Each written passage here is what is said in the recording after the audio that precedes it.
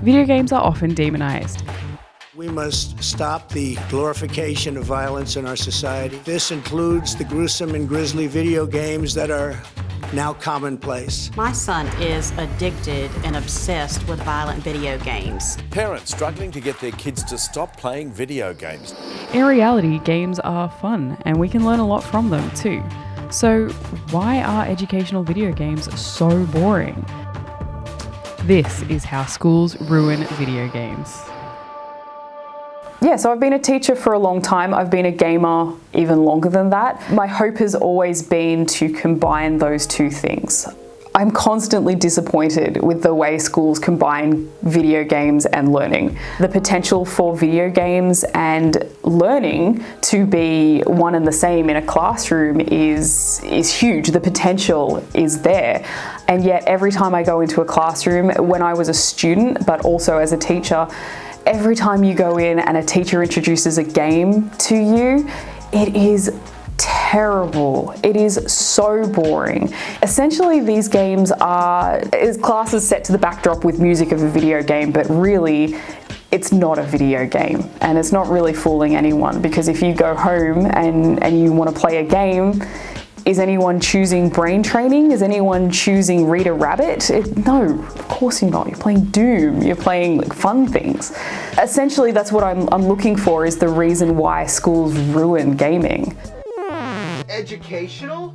I don't want to be educated. I want to rot my brain. The video games that they do give you are this thin veneer of what a game should be. They have no storyline. They've got very little in terms of plot or interest in terms of characters, or these sorts of things that we love about all of the big video games that we all play. They're missing. To get a student's perspective on this, I asked the experts. And my name's Abbas. My name's Mariam, and I'm 8. My name's Manoj, and I'm turning 10. My name's Xavier, and I'm turning 10 too. We only get to play the games which our teacher tells us to do. These games are boring and nothing to do, and we don't get fun. It gets super boring when you play it over again. We learn all sorts of different things from video games. Things like reaction time and strategic thinking. You get this from first-person shooters, you get it from strategy games. Teamwork and communication.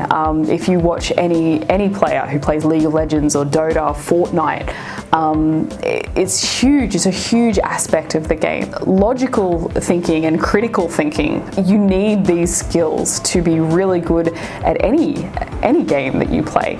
Portal taught me more about physics than any physics teacher I have ever had. And you need to understand these concepts to be able to play the game. Games like God of War or Uncharted or Last of Us have character and story to a depth that you don't find in most novels. There are consequences to killing a god. Why?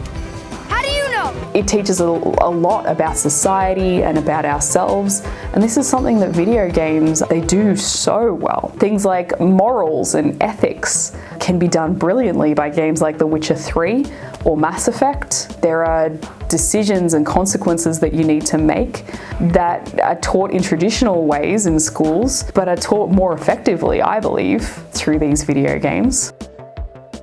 You can read in video games. They have like quests to do, you have to read it so you know. You can be creative, like build a house, and you could also collaborate with your friends, and you could help each other. You could help each other survive. And Do you want to play video games at school? Do you think that would be something you would like to do? yeah, Yeah. Why? because then it'll be like school's like more fun.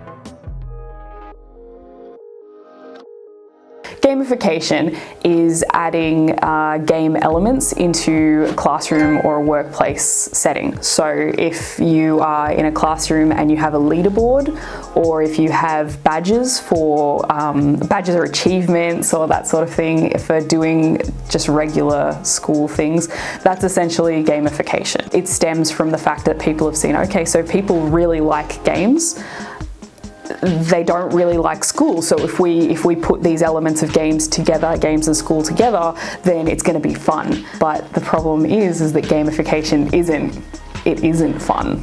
It assumes that the motivation for us to want to play games is just to say that we have, or to say that we're on a leaderboard. It ignores the motivation of most gamers, and most of all, that's fun. I went to the University of New South Wales to talk to Associate Professor Michael Kasimovic, an evolutionary biologist who is also developing educational video games for students. Most of what we see in the classroom are just these kinds of games that entertain kids, or hopefully get them interested by giving them points or levels and things like that. And that's not really what education is about, because that's all this extrinsic kind of awards and rewards that kids get. But what really gets people wanting to learn is these intrinsic, these desires of them wanting to know more about something. Gamification is the majority of research that gets done to do with video games and learning. As a counter to this concept, as a counter to gamification, there is the idea of ludification. So ludo being Latin for play or to play. So the ludification of education, so the idea that fun and play should be incorporated into the way that we learn, I think that is what we're missing. So ludification is that concept of we take the fun and we then incorporate that into our learning. When we talk about ludification as a concept, often people need to talk about work versus play. When we talk about ludification, that's the play part of the equation. And when we talk about our daily lives, we talk about our work. We work so that we then have time to play. When we combine education and ludification, we're combining those two concepts. And this is something that James Paul G, who is the researcher when it comes to video games and education, he believes that that's the reason why we haven't seen the full potential of video games in education. We see school and we see education as work. We see it as a concept of we are doing labor when we come to school, when it comes to learning. We rote learn. A lot of what we are learning we need to memorize. We're practicing for a test. So school at its very basis, I believe, is seen as work. And when we introduce video games, this is why we struggle to see video games as cohesively connecting into our education system, because we're then combining what we see as work with play. And this isn't a foreign concept, because it's something that we teach younger kids when we go into kindergarten and we're learning blocks and we're learning colouring and we're learning all sorts of things. We're taught to play. We're taught to play with kids, and that's how kids learn. And somewhere along the line it gets lost when we're in high school, and if you're having fun you're not learning, which is just not true. If we're showing students having fun is the focus of learning, then are they learning? How do we prove? How do we assess fun? How do we put that in a rubric and give it an A or a D? It doesn't fit in with our current structures that we base not just high school, but we base university, and we base our work life on. How do we prove? How do I show my output? How do we prove what we have done or what we have learned? So it is a bit of a revolutionary concept, but it works, and research says that we learn more when we're having fun. But there are a lot of roadblocks on the way to that. We're not trying to gamify learning. We're not trying to replace teachers.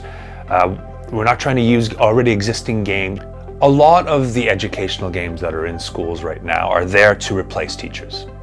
Teachers don't have the time to do X, so they find some kind of a game that allows kids to do X at their own time. And we know a lot of those from maths and reading games that I won't name, but you can imagine all our kids have gone through that and seen that. And often those things are doing the job of a teacher that the teacher doesn't have time to do. Now, in a dream world, what we could do is create this game where kids want to play, and the more they play, the more they learn. The reality is, I don't think that's ever going to happen, because that costs not just millions and millions of dollars, but what's interesting to kids and keeps them hooked varies depending on the kid, their background, and so many other things. So we shouldn't assume that this is a one-size-fits-all solution to teaching. The best kind of teaching is teaching that is sensitive to the needs of the student in front of you.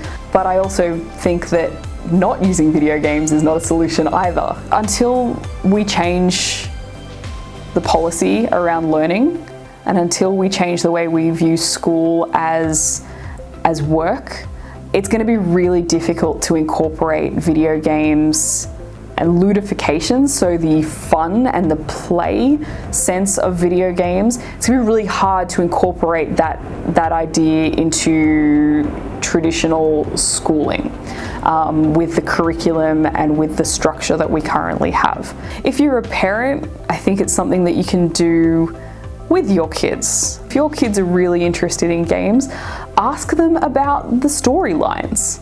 Ask them about what are they really enjoying about that game? What skill have they learned that they didn't have before?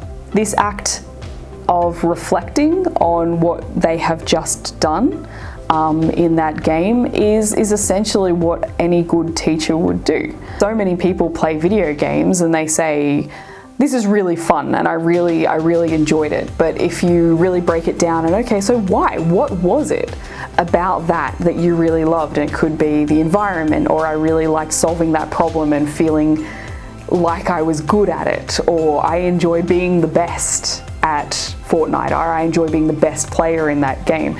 So if you, as a teacher, or if someone who is sharing this with someone, if you can get them to make that connection, you are teaching them something valuable. And if you can make that connection for them, they can make it for someone else. And the value of play and the value of learning, it just becomes more of an accepted, thought about thing, which I think can only be a good thing. If we're having more fun, then we are improving people's lives, and probably your own as well. Because if you teach people things, challenge you to not be happy about it. It's fun, it's good.